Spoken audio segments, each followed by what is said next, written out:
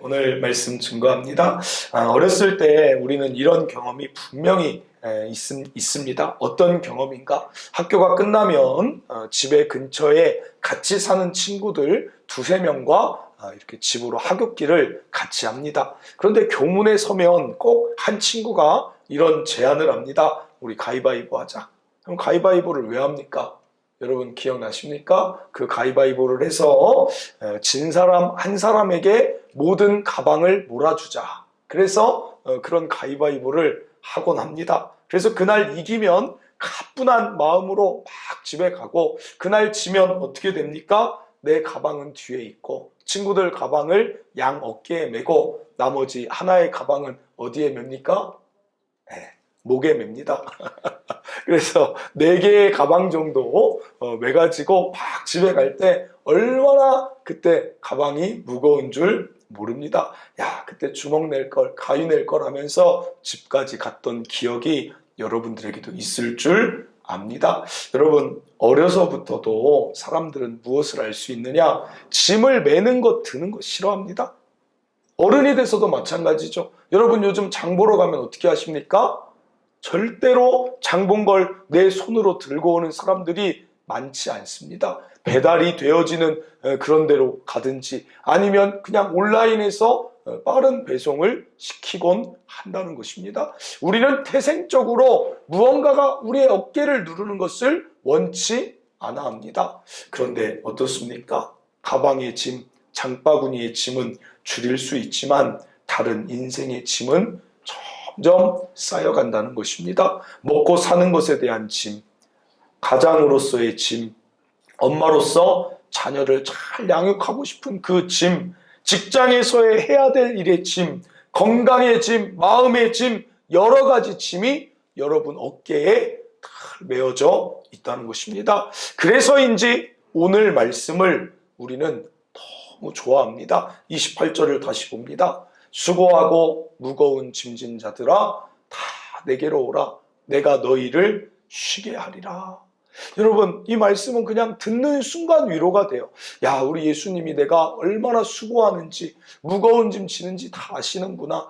야, 예수님께 갈 때 어떤 쉼을 주실까 막 기분이 좋습니다. 그런데 여러분, 오늘 설교는 이 말씀의 관점과는 좀 다른 관점에서 오늘 말씀을 설교하고자 합니다. 어찌 보면 완전히 반대되는 말씀으로 설교하고자 합니다. 다니엘 특별 새벽기도회 끝나고 마태복음 10장에서 11장을 제가 새벽에 이렇게 설교를 하는데 쭉 10장, 11장 이전에도 봤지만 이번에 다시 보면서 하나님이 주신 깨달음은 무엇이냐? 이 10장, 11장을 보니까 이렇게 이야기할 수 있어요. 예수님은 우리의 짐을 가볍게 하시지만 10장, 11장에서는 자신들의 제자에게는 자꾸 짐을 지우십니다. 10장 1절입니다. 예수께서 그의 12제자를 부르사, 10장은 대표적인 12제자 부르심의 장이에요. 부르셨으면 짐을 다 가볍게 해주실 것 같은데 그렇지 않습니다.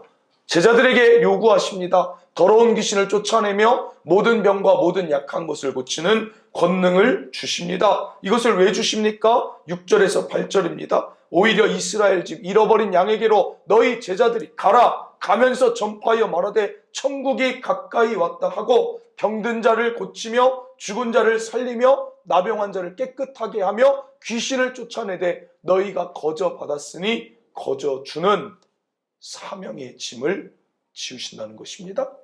여러분, 오늘 기억할 첫째입니다. 그리스도인은 부름 받았으면 보내심의 사명의 짐을 지는 존재라는 것입니다. 여러분, 다른 짐은 다 내려놔도 사명의 짐은 져야 된다는 거예요. 그래서 10장 내용 내내 보면 동사가 가라, 전파하라, 전하라, 고치라, 살리라, 쫓아내라, 거저주라.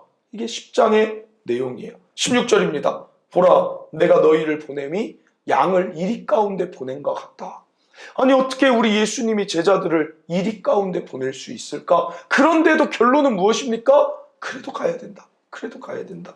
17절, 사람들을 삼가라. 그들이 너희를 공회에 넘겨주고 회당에서 채찍질을 해도 그래도 너희는 가야 된다. 그게 10장이에요. 11장은 그 모습을 이미 살아간 제자들보다 그 사명의 짐을 지고 살아간 자가 나옵니다. 그 자가 누구입니까? 11장의 세례 요한이죠. 그 짐을 지고 보내심을 받아서 살아가다가 결국 감옥에 들어가 있습니다. 그런데 예수님 하시는 말씀 6절에 누구든지 나로 말미암아 실족하지 아니하는 자는 복이 있도다. 세례 요한아, 실망하지 말아라. 그 길 계속 가라. 복된 길이다. 라며 사명의 짐을 절대로 내려놓게 하지 않으신다는 것입니다. 여러분, 오늘 우리가 하나님을 믿는 삶은 여러 가지 삶으로 이야기할 수 있어요. 야, 하나님께 기도하자. 응답을 받자. 하나님 잘 믿어서 나를 도와주셔서 내 삶이 풀리자. 평안이 있자. 여러 가지 예배할 때 나의 마음이 기쁘다. 수많은 모습으로 그리스도인의 삶을 이야기할 수 있지만 크게 두 가지 축으로 우리의 신앙생활을 말한다면 여러분, 이 모든 것들을 아우를 수 있는 두 축이 있습니다. 그리스도인의 삶이 무엇인가? 십자가의 사명이 무엇인가? 그 사명에 대한 짐을 이야기할 때 이야기할 수 있는 두 축, 그것이 무엇인가? 그것이 무엇일까요? 어디 말씀에 나와 있는데? 힌트 드립니다. 우리 주보 가장 첫 장에 나와 있어요. 표지에 나와 있습니다. 여러분, 주보를 보시면 항상 가운데를 먼저 보시죠. 그런데 여러분, 첫 장이라는 건 무엇입니까? 우리 교회가 나아갈 길이 이 길이라는 것이죠. 우리 그리스도인이 나아갈 길이 이 길이라는 거예요. 막 여러분들이 주보를 지금 보는 모습이 참 아름답습니다. 도대체 뭐가 있었어? 딱 그 표정이에요. 뭐가 있었어? 나는 그냥 첫 장은 본 적이 없는데. 여러분, 마태복음 22장 36절이에요. 선생님, 율법 중에서 어느 계명이 크니까? 이자도 고민했어요. 하나님의 말씀이 너무 많은 거예요. 하나님 사랑, 하나님 말씀 보면 경외하라, 도둑질하지 말라, 거짓말하지 말라, 주의를 지켜라부터 얼마나 많은 말씀이 있으니까 이도 궁금한 것입니다. 도대체 가장 큰 줄기가 무엇입니까? 그리스도인의 줄기가 무엇인지 좀 알려주세요. 뭘 붙잡고 우리가 가야 됩니까?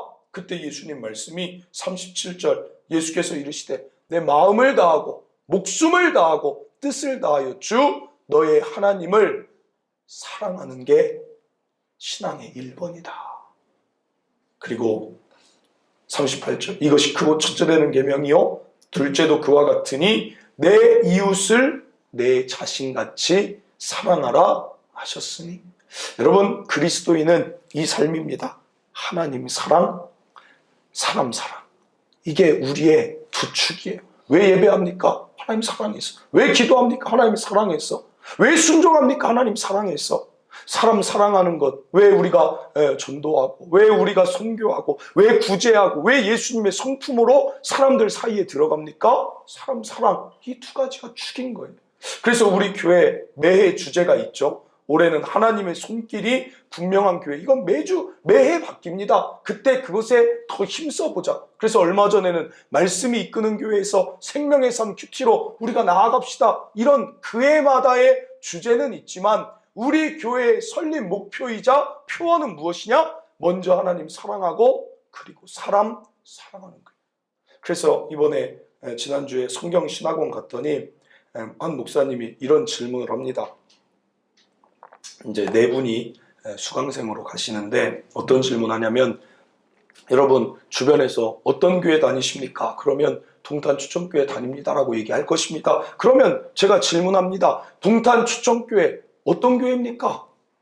그걸 질문을 하는 거예요. 한 명 한 명씩 물어보는 거예요. 동탄추천교회 어떤 교회입니까? 동탄추천교회는 어떤 교회입니까? 뭐라고 설명하시겠습니까? 그러니까 각자 나름대로 막 설명을 하십니다. 우리 교회는 이런 교회고요. 장점을 이제 얘기하는 거죠. 이렇게 따뜻하고요. 건강하고요. 막 각자의 이야기, 다음 세대를 위해서도 달려가고요. 막 이야기를 하지만 제가 목사의 입장에서 뒤에 앉아 있을 때 이 부분을 나는 설립 목표로 삼아 왔는데 이제는 이게 우리 모든 교인의 대답이 됐으면 좋겠다. 그게 무엇입니까?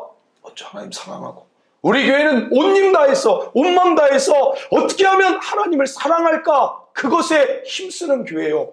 또 하나는 우리 교회는 어떻게 하면 하나님의 형상을 닮은 사람을 사랑하는 교회가 될까? 그것에 힘쓰는 교회가 우리 동탄 초청교회입니다.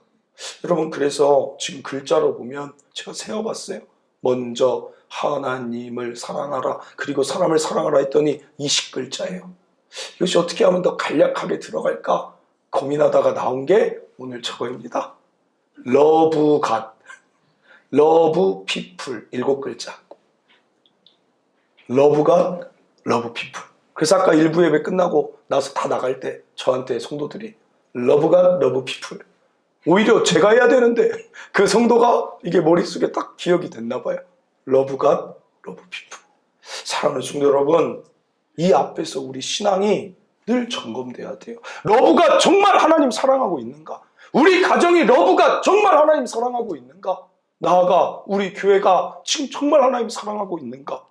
그리고 러브 피플, 내가 지금 사람 사랑하고 있는가? 우리 가정이 정말 서로 사랑할 뿐 아니라 주변 사랑하고 있는가? 여러분, 이 두 가지 축만 가면 어떻게 됩니까? 22장 40절입니다. 이 두 계명이 온 율법과 선지자의 강령이니라. 이것이면 성경을 다 이룬 메시지를 다 이루는 삶이라는 것. 여러분, 그런데 문제가 하나 있습니다. 어려운 점이 무엇입니까? 이것이 아는데 잘 안 된다는 것이죠. 하나님 사랑하는 것이 여러분 잘 되십니까? 이건 여러분이 한번 대답해 주셨으면 좋겠어요. 하나님 사랑함이 잘 되십니까? 이쪽 보고 할게요, 그냥. 방금 이쪽 봤는데 안 되겠어요. 하나님 사랑하심이 잘 되십니까? 네. 이쪽 보고. 다른 거. 사람 사랑이 잘 되십니까? 잘 안 된다고 너무 그렇게 고개를 흔드셔서 제가 이쪽을 못 보겠어요. 사람 사랑이 잘 되십니까? 하나님 사랑은 시간 지나면 그래도 됩니다. 하나님이 참 좋으신 분이시고 나에게 많은 은혜를 주시니까 하나님 사랑은 되는데 이 사람 사랑이 잘 안 되는 거예요. 이게 참 어려운 부분입니다. 그러니까 예수님이 제자들에게 예수님 사랑하는 걸 알고 보여주셨지만 마지막에 제자들이 어디로 갑니까? 사람 사랑하는 삶 안 갑니다. 다시 고기 잡으러 가는 거예요. 이 삶 못 살겠다고 가는 것입니다. 요한복음은 하나님 사랑하라는 주제로 썼는데 요한 1, 2, 3서에서는 어떤 주제를 가지고 씁니까? 하나님 사랑해라, 하나님 사랑해라 쓰지 않아요. 뭐라고 합니까? 요한 1서 3장 18절, 자녀들아 말과 혀로만 사랑하지 말고 좀 사람 사랑 좀 해봐라. 아니, 하나님 사랑은 그렇게 잘하는데 초대교회 역사가 벌써 30년, 50년이 지나는데 어떻게 너희는 사람 사랑이 이렇게 안 되느냐? 그게 요한 1, 2, 3서 후반부에 쓴 성경이라는 거예요. 사랑하는 성도 여러분, 그러므로 오늘 기억할 둘째입니다. 우리에게는 사명의 짐, 세상으로 보내는 짐 외에 어떤 짐을 반드시 져야 하냐면 그건 바로 사랑의 짐을 져야 된다는 것 기억하시길 바랍니다. 예수님 말씀하십니다. 요한복음 13장 35절, 너희가 서로 사랑하면 이로써 모든 사람이 너희가 내 제자인 줄 알리라. 그리스도인의 특징은 사랑에 있다는 것입니다. 세상은 사랑하지 않습니다. 나를 사랑합니다. 그래서 어떤 교회도 표어가 나를 사랑합시다 하는 데는 없어요. 왜? 안 해도 다 잘해요. 나 사랑을 얼마나 끔찍하게 잘하는지 몰라요. 근데 다른 사람 사랑 못하니까 사람 사랑하면 사람들이 예수의 제자인가 보다 알아보게 된다는 거예요. 사랑하는 성도 여러분, 그 가운데 사람 사랑에 여러 가지 모습이 있지만 오늘 말씀드리고 싶은 부분은 무엇이냐? 사람 사랑에 최고의 표현이 있어요. 최고의 헌신이 있어요. 사람 사랑의 최고봉이 무엇일까요? 그자에게 사랑하면 막 주고 싶잖아요. 그렇지 않습니까? 남편이 아내 사랑하면 어때요? 막 주고 싶죠. 아내가 남편 사랑하면 어떻습니까? 막 주고 싶잖아요. 주고 싶잖아요, 여러분. 제발 좀 주세요.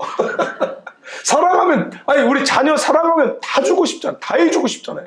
마찬가지예요. 내가 사람 사랑하면 정말 주고 싶은 게 무엇입니까? 영생이죠, 영생. 예수님 말씀하십니다. 마가복음 1장 38절, 이르시되 우리가 다른 가까운 마을들로 가자. 거기서도 전도하리니. 전도가 무엇입니까? 그자가 예수님 믿어서 영원한 생명을 얻게 하는 게 전도인데, 예수님 말씀하십니다. 우리 다른 데로 가서 또 전도하자. 나 이것 위해서 왔다. 내가 전도하러 왔다는 거예요. 세상에서 영광, 하늘 영광 버리고 세상에 온 이유가 나 전도해서 그 사람 영생 주려고 나 여기 왔다 그래요. 제자들도 같은 맥락입니다. 마가복음 3장 14절. 이에 12를 세우셨습니다. 1번 목적이 무엇입니까? 아까 부르심이에요. 자기와 함께 있게 하기. 즉 예수님 사랑하게 하는 게 목적이지만 두 번째 목적이 또 적혀져 있어요. 또 보내사 사람을 사랑하여 전도하게 하시는 것이 예수님이 제자를 부르신 목적이라는 거예요. 그러면 사랑하는 성도 여러분, 오늘 이 말씀 앞에 이 질문 하나만 드립니다. 여러분을 통해 지금까지 영생을 얻은 사람은 과연 몇 명이나 됩니까?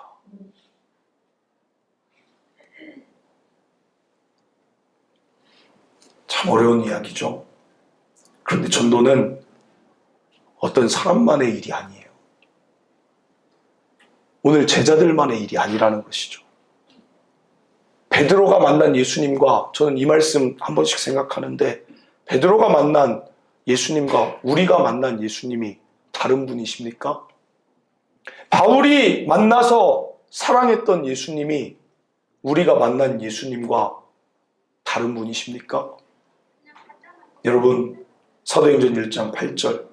오직 성령이 너희에게 임하시면 너희가 권능을 받고 예루살렘과 온 유대와 사마리아와 땅끝까지 이르러 내 증인이 되리라. 이 말씀은 그 당시 제자들과 바울에게만 준 게 아니라 오늘도 우리에게 주신 말씀이라는 거예요. 왜 바울은 그토록 애써서 모든 지역을 돌아다니면서 전도하는데 저와 여러분은 어떠냐는 거죠. 베드로는 순교를 무릅쓰고 전도하는데 오늘 저와 여러분의 발걸음은 어디를 향해 있냐는 것이죠. 전도하면 굉장히 부담을 가지실 줄 압니다. 괜히 전했다가 갈등 생길까? 관계가 어려울까? 그런데 저는 전도가 이런 것이라고 생각합니다. 여러분 집에 보면 맞이들이 있어요. 맞이. 첫째가 있습니다. 여러분 첫째를 생각하면 부모에게도 첫 자녀이기 때문에 너무 소중합니다. 그래서 모든 사랑을 첫째에게 다 쏟습니다. 그게 첫째가 받는 사랑이에요. 나눠지지 않는 사랑을 첫째는 다 받습니다. 할머니의 사랑, 할아버지의 사랑, 부모의 사랑을 온전히 다 받습니다. 그러니까 어떨 때는 참 안쓰러운 자가 누굽니까?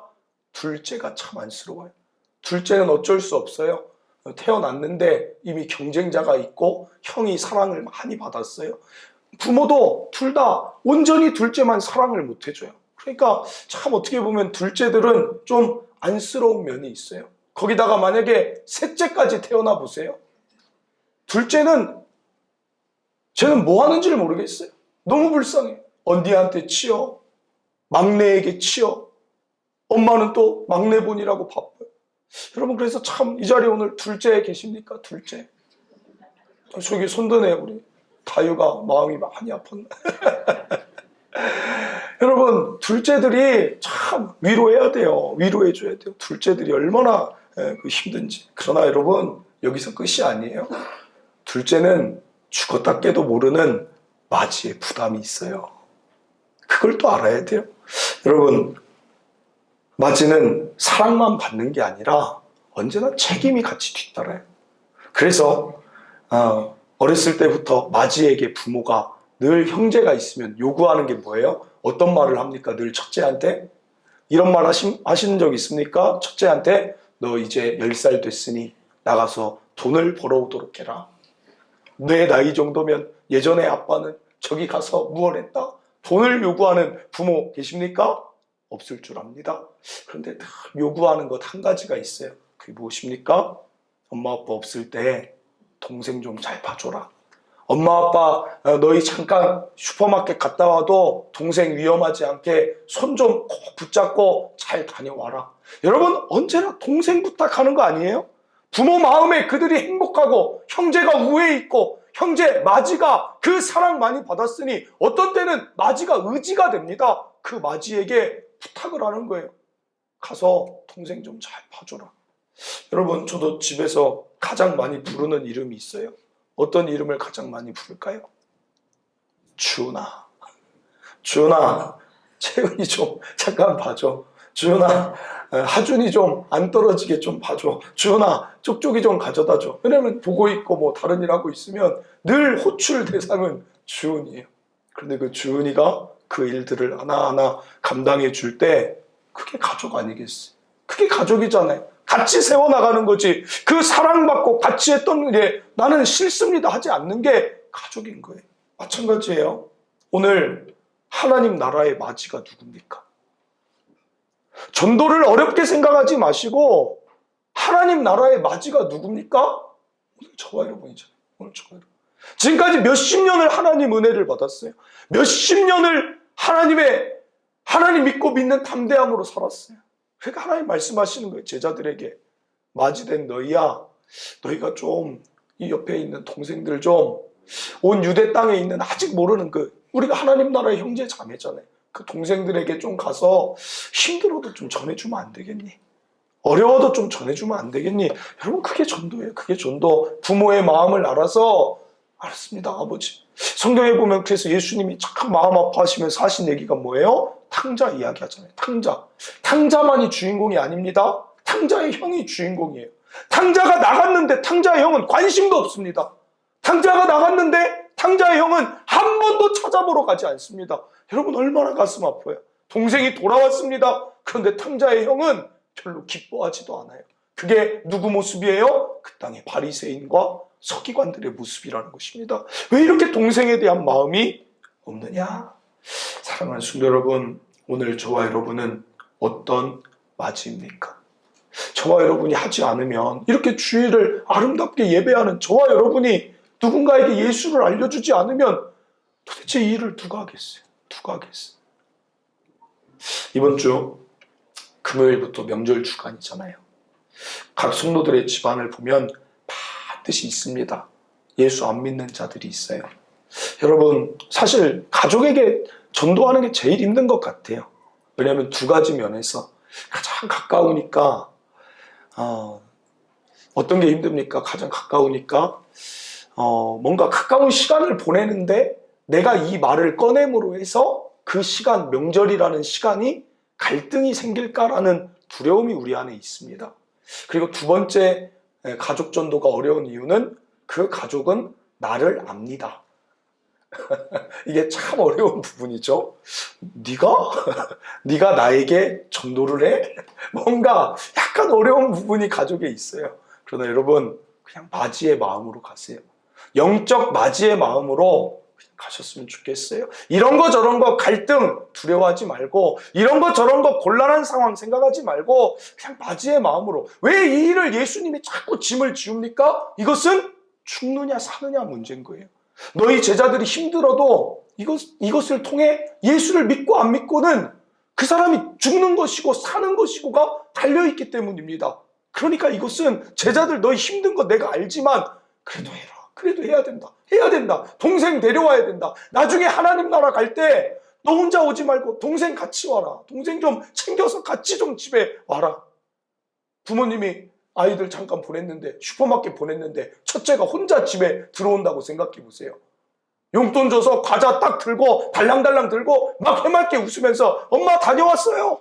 막 웃어요. 아, 과자 맛있다. 애야, 동생은 어디다 뒀니? 동생 몰라요? 슈퍼마켓에 있나?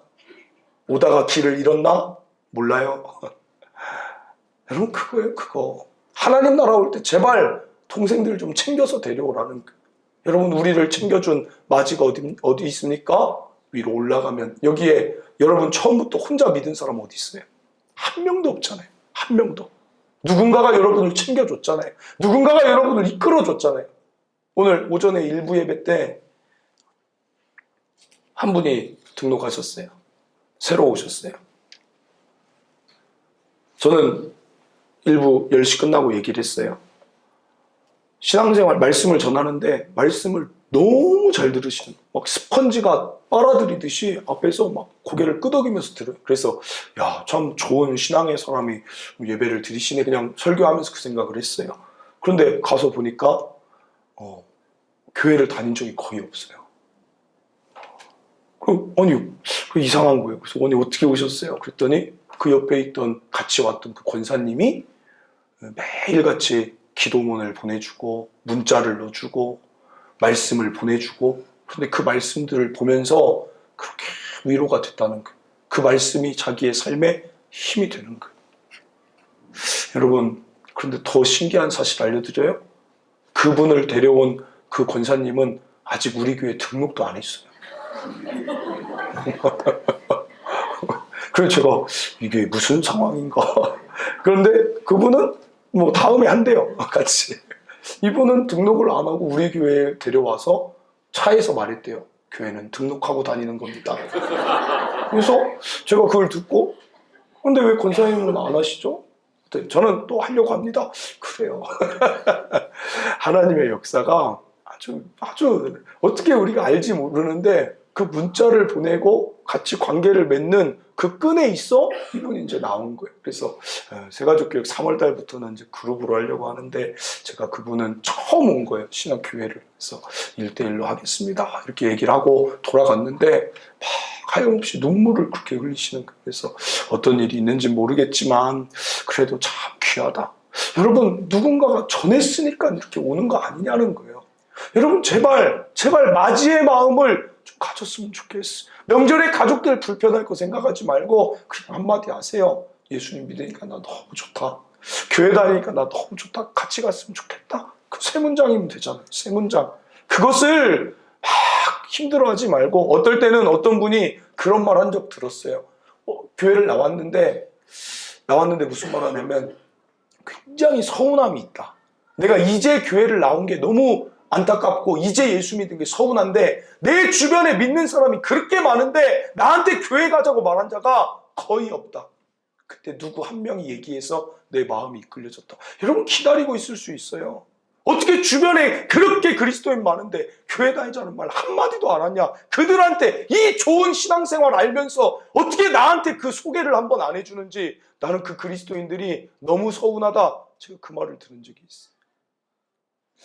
사랑하는 성도 여러분, 오늘 금요 전도팀 광고 드렸습니다. 우리는 화요일 전도팀, 카라 전도팀이 있어요. 잘하고 애쓰고 추운 날도 장갑 끼고 나가서 하고, 물론 방학은 있지만 더워지는 때도 땀을 뻘뻘 흘려가며 전도하고 있습니다. 여러분, 금요 전도팀도 많이 신청돼서 영적 맞이인 우리 교회가 이 지역을 살리는 교회가 되기를 바랍니다. 나아가 더 큰 비전을 주십니다. 올해 우리 교회가 2026년이에요. 차수로 하면 2017부터 올해가 10년 차입니다. 제가 1년 차부터 계속 외쳤던 게, 하나님 사랑하고 이 사람을 사랑하기 위해서 우리가 1인 1사역 하자. 예배를 위해 하나님 사랑하니 섬기든, 아니면 사람 사랑하니 다음 세대를 섬기든, 새가족위원을 섬기든, 하나님 사랑, 사람 사랑을 실제로 실천하자가 1인 1사역이었습니다. 그러면 오늘 2026년 10년차 된 이때 한 가지 더 비전을 품고 선포하길 원합니다. 1인 1사역, 거기에 1전도팀이 우리 교회 나아갈 앞으로의 방향이기를 바랍니다. 여러분, 오늘 말씀 듣고 그냥 지나가지 않았으면 좋겠어. 야, 잘 들었다. 오늘 그렇구나. 끝나지 않았으면 좋겠어. 이 말씀이 실제 우리 교회에 일어나길 바랍니다. 1인 1사역, 1전도팀. 장로 전도팀도 생겼으면 좋겠고, 권사 전도팀도 생겨서 일주일에 한 번은 내가 권사인데 전도해야겠다. 안수집사 전도팀도 생기길 바라고, 교육부서의 전도팀, 초등부 전도팀도 생기길 바라고, 여러분, 세상을 향해 사명의 짐과 사랑의 짐과 영생을 주는 그 사랑의 짐, 전도의 짐을 어깨에 메고 전도할 수 있는 전도팀이 우리 교회 가운데 앞으로 나아갈 10년 동안 넘치도록 생겨나서 우리 동생들, 아직 하나님 모르고 예수님 모르는 방황하는 자들 다 데려왔으면 좋겠어. 그럼 그런 교회 우리 꿈꿉시다. 우리 화려한 교회, 큰 교회 꿈꾸지 맙시다. 저는 사실은 개척할 때도 그렇게 큰 교회, 화려한 교회, 막 세련된 교회, 막 그렇게 꿈꾼 적이 없어요. 별로 물론 이제 중간은 가야죠. 그렇다고 아예 뭐 촌스럽길 누가 바라겠어요.